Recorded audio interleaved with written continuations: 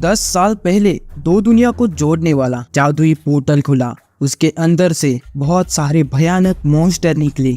इंसानों द्वारा बनाए गए मॉडर्न हथियार उनके सामने कुछ भी नहीं कर पाए। पोर्टल के खुलने के साथ ही कुछ लोगों की पावर अवेकिन हुई। उन लोगों को जादुई ताकतें मिली, आग की पावर, बिजली की पावर, अपनी एबिलिटी 100 गुना बढ़ाने की पावर। ऐसी पावर उन्हें मिली। वही लोग उन मॉन्स्टर से लड़के उन्हें मार पाते हैं। उन्हें हंटर का दर्जा दिया गया। उनको अलग अलग क्लास में बांटा गया। एस रैंक सबसे ज्यादा ताकतवर, बहुत ही कम हंटर्स वहां पहुंच पाते हैं।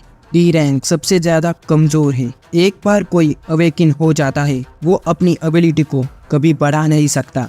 आप सभी का स्वागत है अनबू एनिम एक्सप्लेन चैनल पर। आज हम बात करने वाले हैं सोलो लेवलिंग एपिसोड नंबर 1 के बारे में।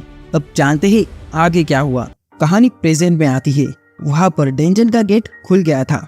डेंजन यानी भूल भुलैया से कम नहीं, उसके अंदर भयानक मॉन्स्टर रहते हैं। उन्हें मारने के लिए हंटर की एक पार्टी को बुलाया गया है।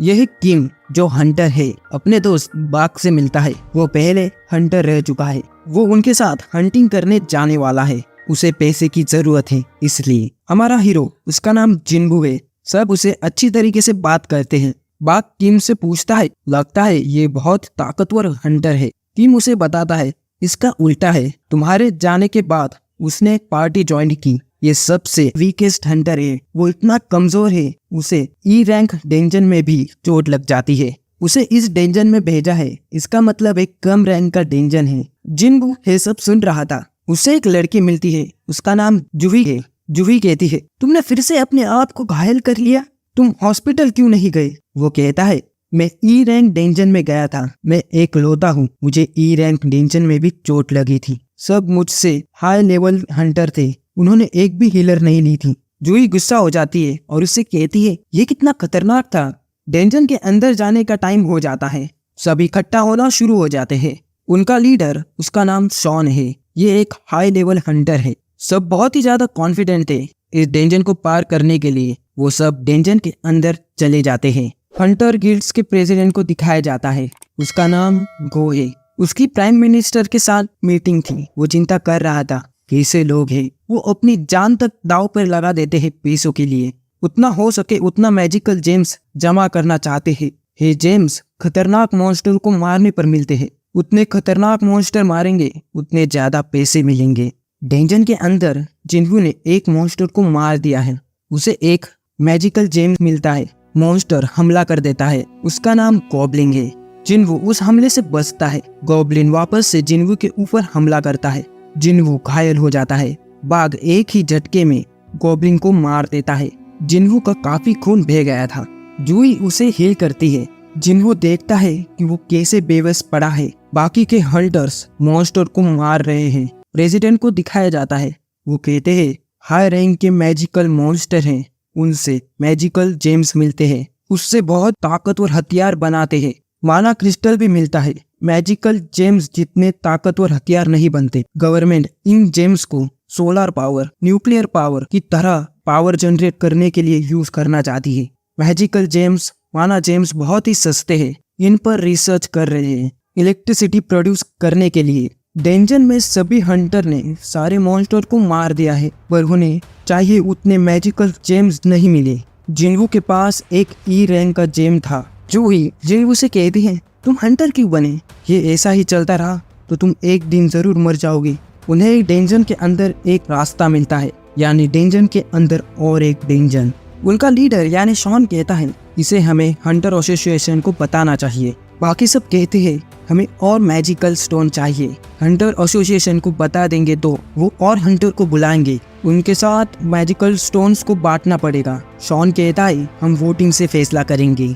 आधे लोग अंदर जाने के लिए वोट करते हैं, आधे लोग अंदर ना जाने के लिए वोट करते हैं। जिनबू का ही वोट बचा हुआ था। जिनबू के पिताजी लापता है। उसकी माँ गंभीर बीमारी के कारण हॉस्पिटल में है। उसकी बहन कॉलेज में पढ़ना चाहती है। इन सब के लिए वो हंटर बना और पैसे कमाने की कोशिश कर रहा है। जिनबू दूसरे डेंजन में जाने के लिए वोट करता है।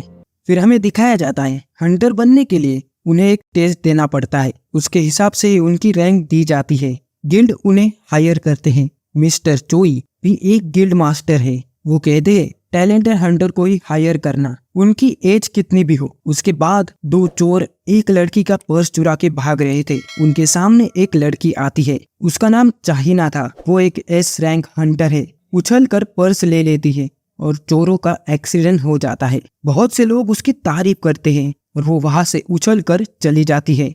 डेंजन में चलते हुए जिनवू जूही से कहता है, मेरी वजह से तुम्हें यहाँ पर आना पड़ा। जूही गुस्सा हो जाती है, तुम घायल हो और एक डेंजन में जाने के लिए हाँ कर दिया।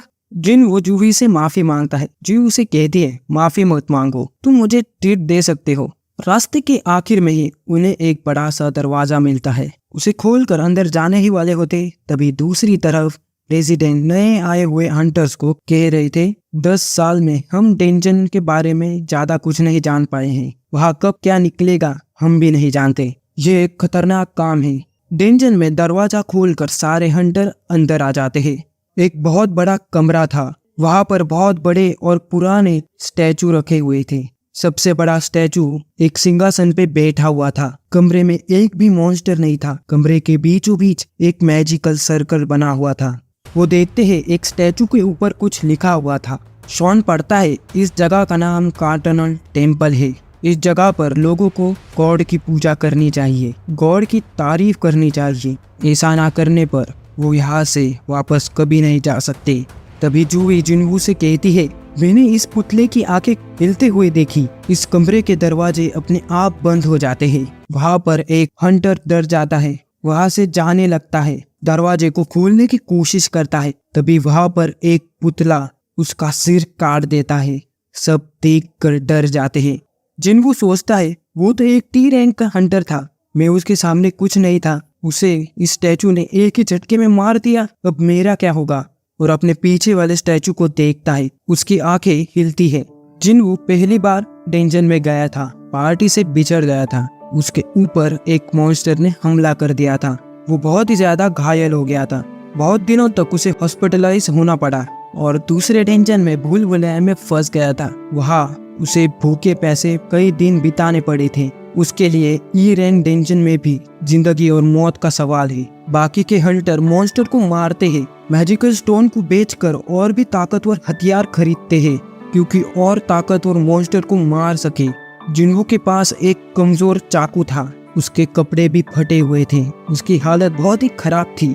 वो छुप छुप कर एक मौके की तलाश करता है और मौका देखकर एक मॉन्स्टर को मार देता है। उस स्टैचू की आंखें चमकने लगती है। जिनवू सबको बचने के लिए कहता है। उसकी आंखों से आग निकलती है। जो भी उस आग में आया वो जल के राख हो जाता है। जिनवू जूही और खुद को बचा लेता है। सभी लोग बहुत ही ज्यादा डरे हुए थे। जिनवू सोचता है, हम सब एक ट्रैप में फंस गए हैं, यहाँ से निकलने का कोई भी रास्ता नहीं है, हम सब यहाँ मर जाएंगे। यहीं पे एपिसोड खत्म हो जाता है। क्या आपको लगता है जिनवू और उसके साथी बच पाएंगे?